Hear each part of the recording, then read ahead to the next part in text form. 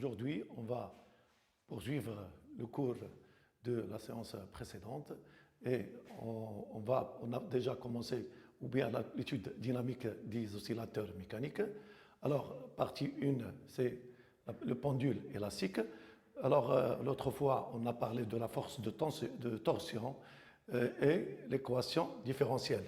Alors, par étude dynamique, on a trouvé que l'équation différentielle est s'écrit sous cette forme. On a dit que c'est une équation différentielle linéaire du second degré et par conséquent, la nature du mouvement du corps S,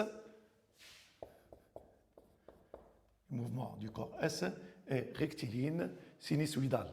Alors aujourd'hui, on va parler de la solution de l'équation différentielle. Quand l'équation différentielle est de second degré, sa solution s'écrit sous la forme xt est égal x max cos 2pi sur t0t plus phi. C'est le même cas qu'on a déjà vu dans les oscillations électriques libres du dipôle LC. Alors, ici, xt est égal à x max cos 2pi sur t0t plus phi. X max, on a déjà dit qu'il s'agit de l'amplitude qui est toujours positive. Elle dépend des conditions initiales. T0, c'est la période propre des oscillations. Elle dépend des paramètres ou bien du pendule utilisé, le pendule élastique dans ce cas-là. Et phi, c'est la phase à l'origine du temps. Elle est toujours, c'est une valeur qui est algébrique, alors elle dépend des conditions initiales. Alors,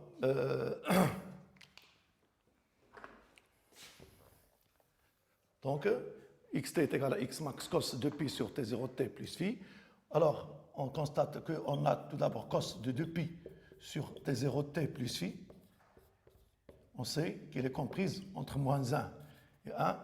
Et quand on multiplie de part et d'autre, ici, on multiplie par x max, on va obtenir x max cos de 2pi sur t0t plus phi. Ici, plus x max, et par conséquent, xt, qui est l'abscisse du centre d'inertie du corps S, est toujours comprise entre moins x max et x max. Voilà. O, I, ici c'est plus x max, et ici c'est moins x max. Voilà, donc maintenant on va passer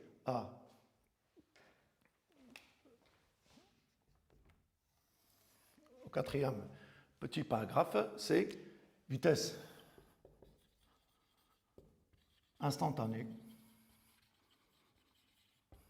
et accélération instantanée.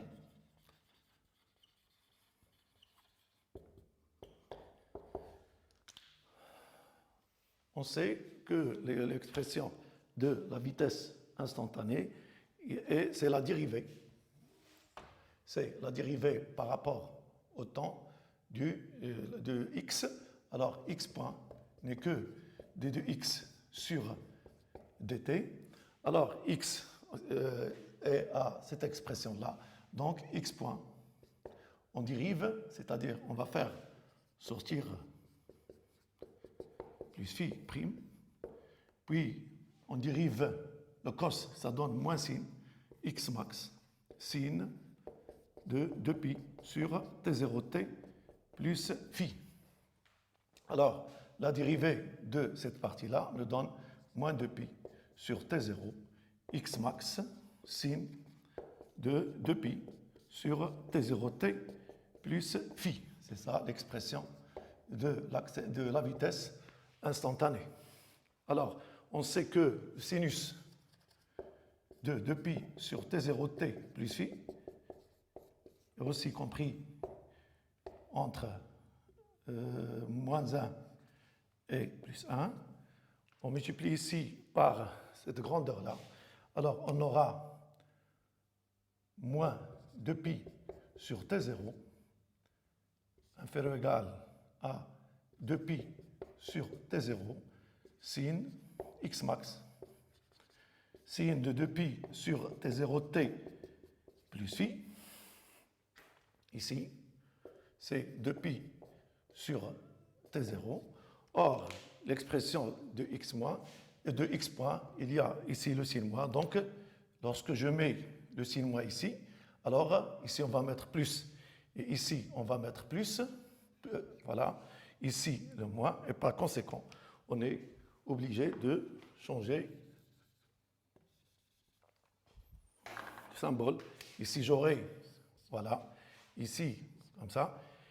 Ici on a multiplié par, ici on multiplie par, aussi par x max, et ici par x max, d'où on obtient l'expression, bien on obtient, on passe à l'autre étape, ça va nous donner 2pi en moins 2pi sur t0 x max inférieur ou égal, celle-là c'est x point de t égal à quoi?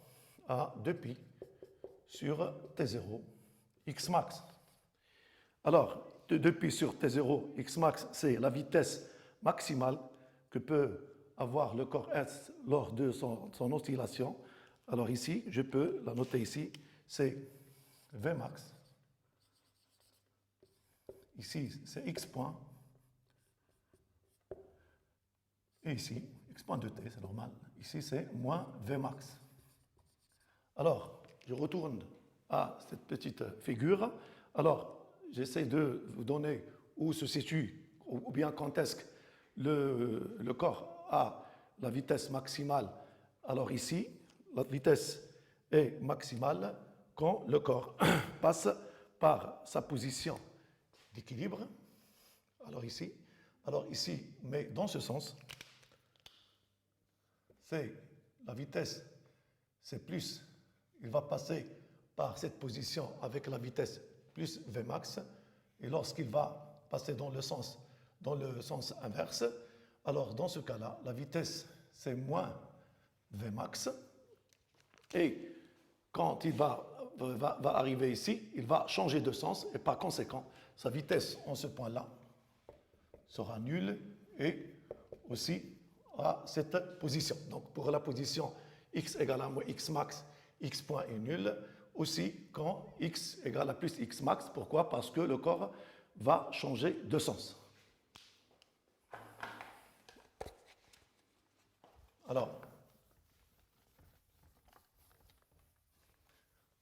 Alors maintenant, on va passer à la vitesse, ou bien à l'accélération instantanée pour le début. Tout d'abord, on va mettre ici 4,1. Vitesse instantanée. On a étudié, on a trouvé, c'est l'expression de la vitesse et les cas particuliers.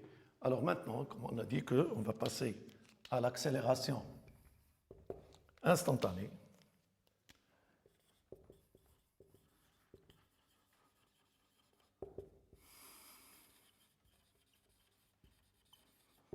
Alors, l'accélération instantanée est la dérivée seconde de, c'est la dérivée première de la vitesse, et là, elle représente aussi la dérivée seconde du vecteur de x, de l'abscisse x.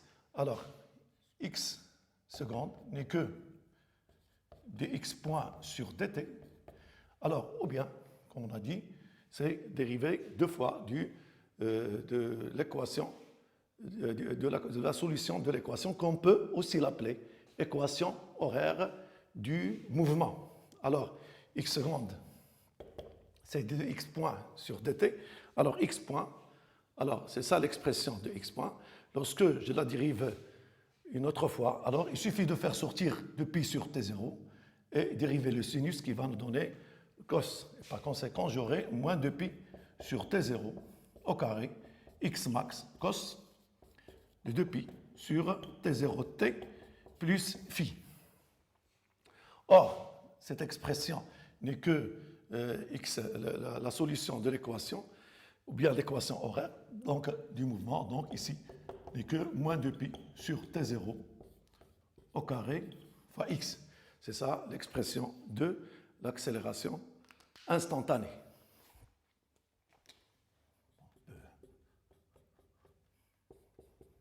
Alors, on sait que cosinus est compris entre moins 1 et 1. Et lorsque je multiplie le tout par 2pi sur t0 au carré x max, j'aurai ici moins 2pi sur t0 au carré x max inférieur ou égal à 2pi sur t0 au carré x max cos de 2pi sur t0t plus i, c'est inférieur ou égal à quoi? À 2pi sur t0 au carré x max. Donc, je mets, pour avoir l'expression de x secondes, je vais multiplier par le moins 1. Alors, dans ce cas-là, qu'est-ce que j'aurai? J'aurai, ici, c'est 2pi sur t0 au carré x max. Ici, c'est moins 2pi sur t0 au carré x max cos de 2pi sur t0t plus phi. Alors, ici, c'est voilà, supérieur. Voilà, dans ce cas-là, j'aurai ici, voilà, c'est moins 2pi sur t0 au carré x max. Alors, ici, ce n'est que x secondes de t, x secondes de t. Alors ici, il est supérieur à moins 2pi sur t0 au carré x max. Ici, il est inférieur à 2pi sur t0 au carré x max. Alors, c'est là, c'est moins l'accélération maximale, x secondes max. Ici, c'est x secondes de t. Ici, c'est l'accélération maximale AM, à max. Alors, où on trouve à max? L'accélération est maximale lorsque x, vous constatez que ici, que x secondes, elle est proportionnelle à x. Quand x est maximal, alors ici, l'accélération est maximale, c'est a max. Ici, ce n'est que moins a max. Alors, a max, comme j'ai dit, c'est 2pi sur t0. A max,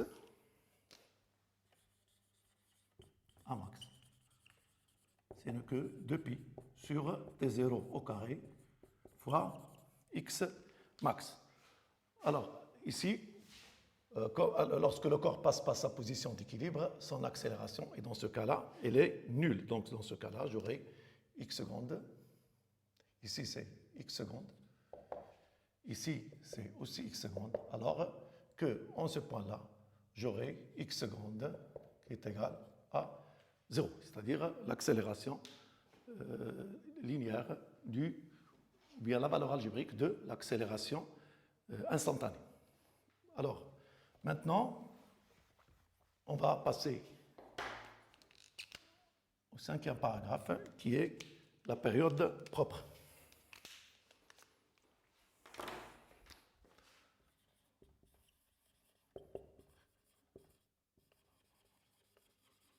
Et analyse dimensionnelle.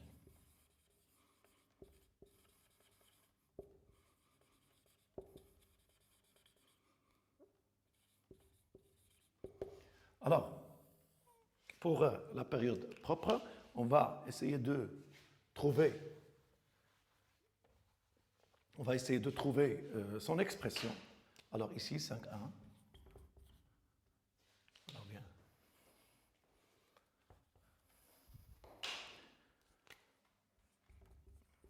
Période propre.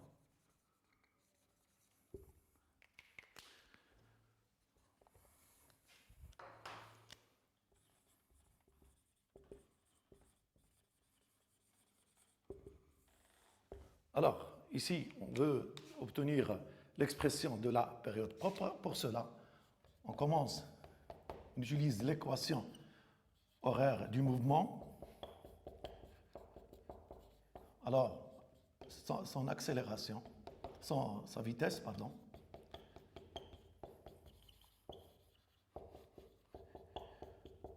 Instantanée. Ici, l'accélération instantanée, c'est moins 2pi sur t0, x max, sinus de 2pi sur t0t plus phi, qui n'est, ici c'est au carré, n'est que moins 2pi sur t0 au carré x. Alors, je vais effacer ça. Alors, on remplace dans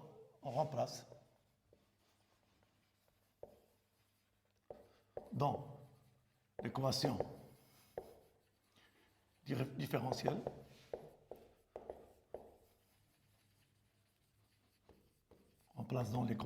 différentielle alors qui est x seconde plus k sur m x égale à 0, on va remplacer x seconde par son expression qui est moins 2pi sur t0 au carré x plus k sur mx égale à 0. On factorise par x, moins 2pi sur t0 au carré plus k sur m égale à 0. Or, x est différent de 0, à l'exception du cas où il passe par sa position d'équilibre, mais on prend le cas général, donc 2pi sur t0 au carré plus k sur m est égal à 0. J'aurai 2pi sur t0 au carré égal à a sur m veut dire que t0 sur 2pi au carré égale à m sur k, d'où t est égal, t0 égale, je vais mettre la racine et faire passer 2pi de l'autre côté, et je vais obtenir l'expression de la période propre. Alors, cette période propre a pour unité dans le système international, c'est la seconde. Ici, Ici, c'est Newton, mètre moins 1. Ici, c'est le kilogramme. Voilà. Alors,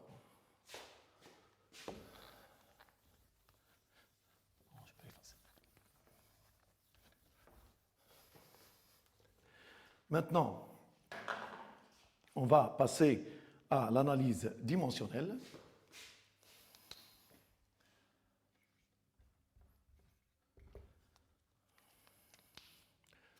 Analyse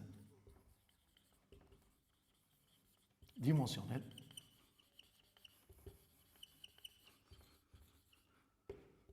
Alors, pour l'analyse dimensionnelle, alors on a T0 n'est que 2pi racine de m sur k. On sait que la dimension de 2pi c'est en radians, ce n'est que le 1, que n'est que 1. Donc il suffit de chercher la dimension de m sur k, la racine de m sur k. Alors, cherchons la racine, la dimension de m, la racine de m sur k. Alors, comment faire? Alors, on sait que l'intensité de F, l'intensité de la force de torsion n'est que K, par exemple delta L, lorsqu'il est dilaté, delta L est positif. Alors, F n'est que K fois L, bien delta L. D'accord? En utilisant la deuxième loi de Newton, F n'est que MA en général. On suppose que, on prend ici F égale à MA, tout simplement. Alors, dans ce cas-là, F n'est que M fois A. Donc, M fois A n'est que K fois delta L. Alors, M sur K n'est que delta L sur A. Je peux... Voilà. Alors ici, la dimension, bon, c'est delta L. M, en utilisant la dimension de M, n'est que M. Bon, c'est... Ici, par exemple, c'est L, la dimension de delta L. Ici, ce n'est que M fois T moins 2. Donc, c'est L, pardon, fois T moins 2. En simplifiant, j'aurai T au carré. Donc, M sur K, la puissance 1,5, à la dimension du temps, d'où cette relation est homogène. Pourquoi? Parce que c'est là, l'unité, c'est seconde, la racine de M sur K, son unité, c'est seconde, d'où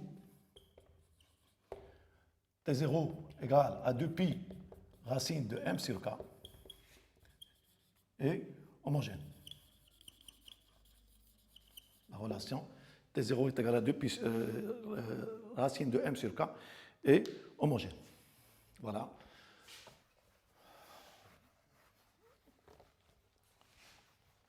Alors, maintenant, on va passer à la période. On a parlé de la période propre. Maintenant, on va l'écrire sous forme d'une remarque. Remarque 1. On parle de la fréquence propre est définie par la relation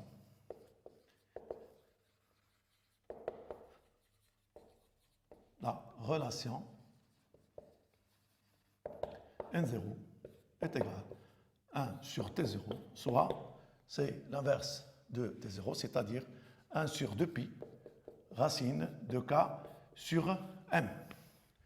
Maintenant, bon, c'est en Hertz. Cette unité, c'est en Hertz lorsque T0 est en seconde.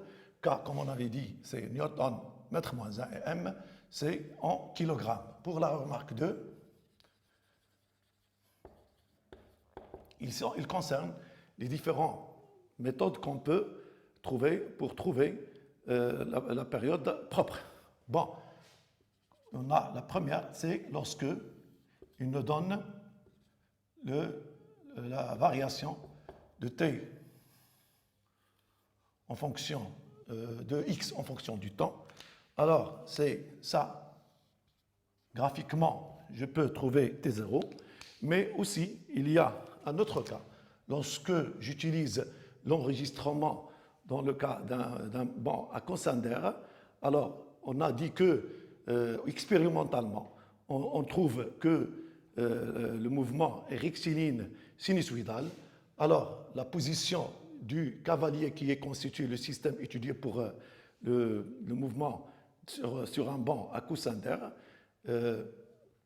Alors, quand il est en mouvement, il va effectuer une trajectoire qui est rectiligne, mais sinusoïdale. Alors, les différentes positions du point du cavalier va nous donner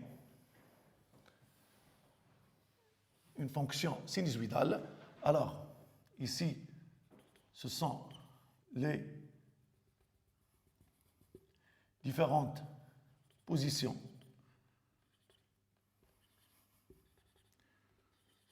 et ainsi de suite.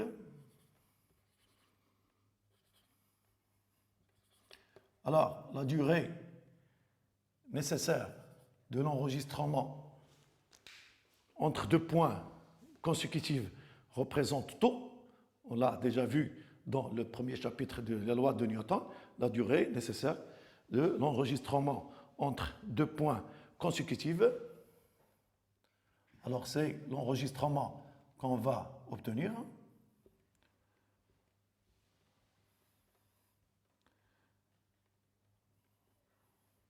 je peux faire ça. Alors, la période t n'est que, c'est ça, t0. Alors, pour déterminer, un peu, non? Alors, pour déterminer la période, on va utiliser, comme je vous ai dit, tôt, la durée nécessaire de l'enregistrement de 2 points consécutifs, et on va trouver que T0 n'est que n moins 1 fois taux. Que représente n? N représente les différentes positions qu'on peut, différentes positions du système étudié lorsqu'il effectue la période T0.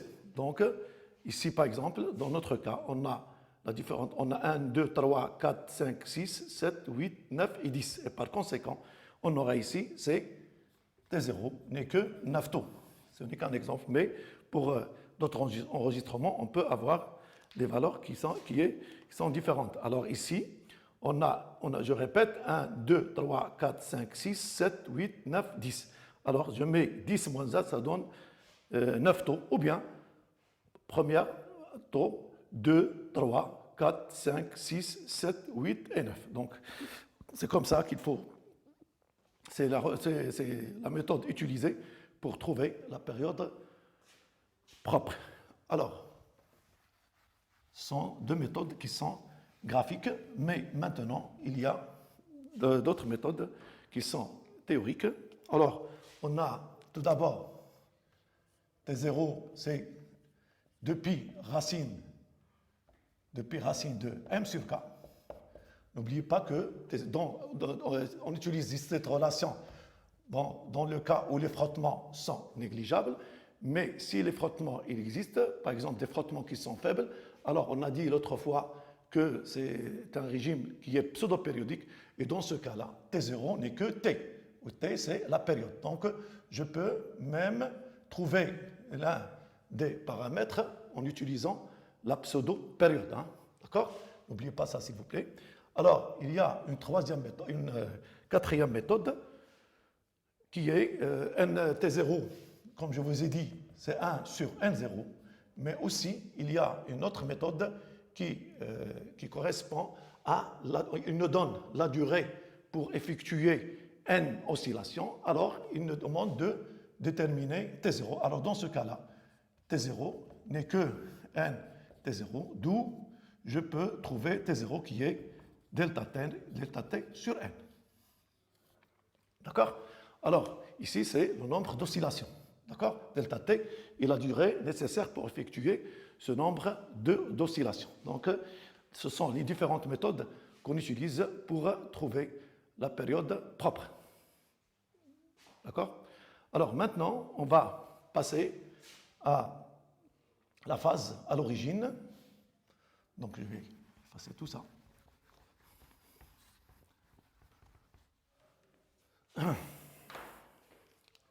C'est numéro 6. Alors, la phase à l'origine du temps. Alors, pour la phase à l'origine du temps, alors, il est déterminé à l'origine du temps. On a dit que c'est une valeur qui est algébrique et elle dépend des conditions initiales.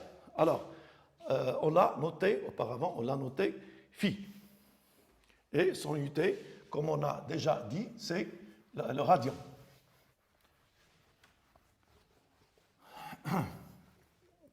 Donc, je répète, phi et la phase à l'origine, c'est une valeur algébrique et elle dépend des conditions initiale. Alors, prenons par exemple le cas où le corps O ici I, ici c'est plus X max, c'est la position, c'est l'origine du repère OI, ici plus X max, ici c'est moins X max. Prenons le cas où à t égale à 0, le corps se trouve, bien le centre de gravité se trouve en ce point-là.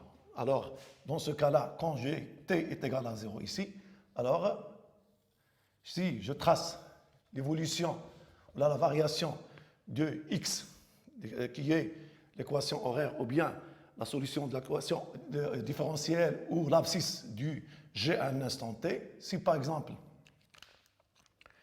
à t égale à 0, elle est en x max, alors la courbe sera comme ça. Alors, pour trouver x max, pour trouver phi, pardon, alors dans ce cas-là, à t est égal à 0, x0 est égal à x max. Voilà. Et d'après l'équation xt est égal à x max cos de pi sur t0 t plus phi, à t égale à 0, j'aurai x0 n'est que, je vais me débarrasser de ça, alors à t égale à 0, j'aurai x max cos phi. D'où x max cos phi égale à x max, cos phi égale à 1, par conséquent, phi n'est que 0. Donc, lorsque l'origine du temps est ici, toujours g, phi est égal à 0. Maintenant, je prends le cas où l'origine du temps est lorsqu'il est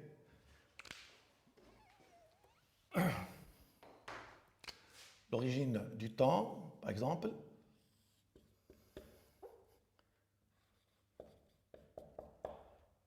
l'origine du temps est quand le corps, ou le centre d'inertie, est en cette position.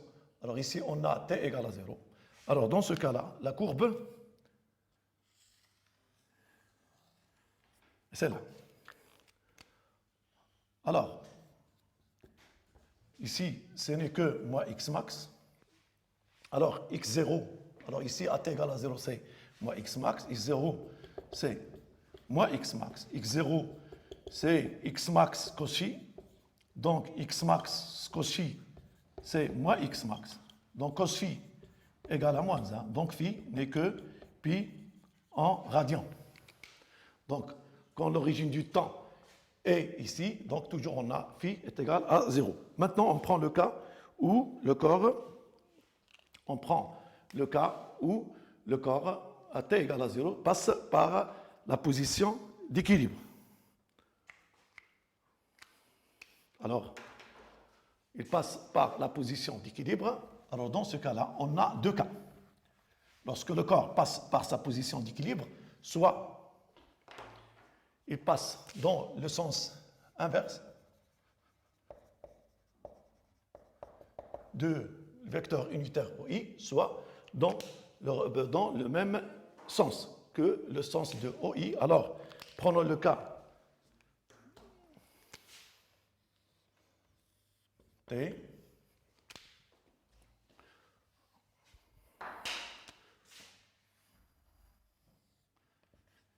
Xt. Alors, prenons le cas où à t égale à 0, le sens du mouvement est dans le sens, vers le sens, ou bien le sens opposé. Alors, dans ce cas-là, j'aurai la courbe comme ça, de l'évolution. Alors, dans ce cas-là, x de 0 est égal à 0 à t égale à 0. Aussi, x de 0 n'est que x max cos phi. Maintenant, on prend l'autre cas. OI, ici c'est moins x max, ici c'est x max, mais à t égale à 0, le corps passe vers le sens positif.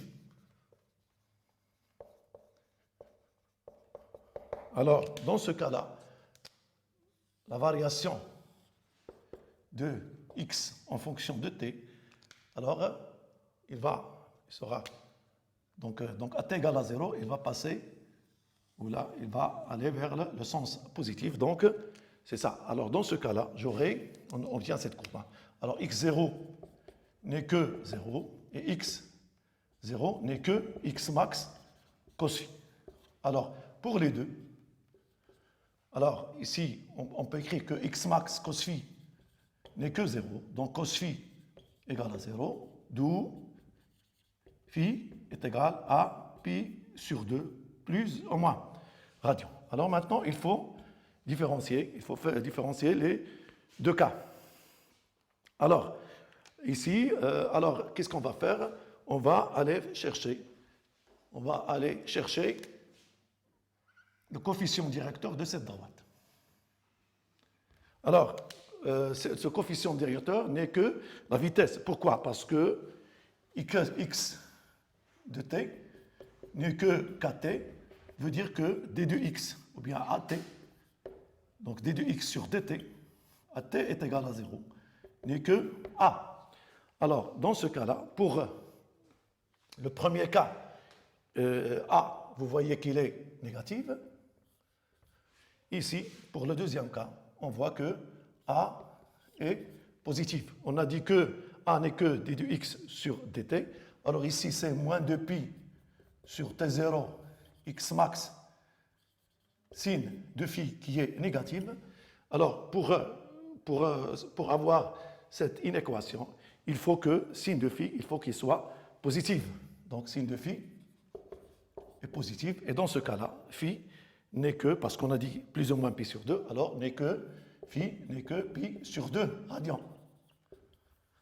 Alors, pour le deuxième cas, on a d de a sur dt est positif, donc moins 2pi sur t0 x max sin de phi est négative. Alors, sin de phi dans ce cas-là est positive, d'où phi est égal à plus pi sur 2 radians. Donc, voilà les différents cas qu'on a. On a dit que lorsque le corps passe, lorsque l'origine du temps ici c'est phi égale à 0, l'origine du temps et ici c'est phi est égal à pi, mais lorsque l'origine du temps est ici, mais le corps passe par sa position d'équilibre dans le sens inverse, phi est égal à pi sur 2, et ici, phi est égal à moins pi sur 2.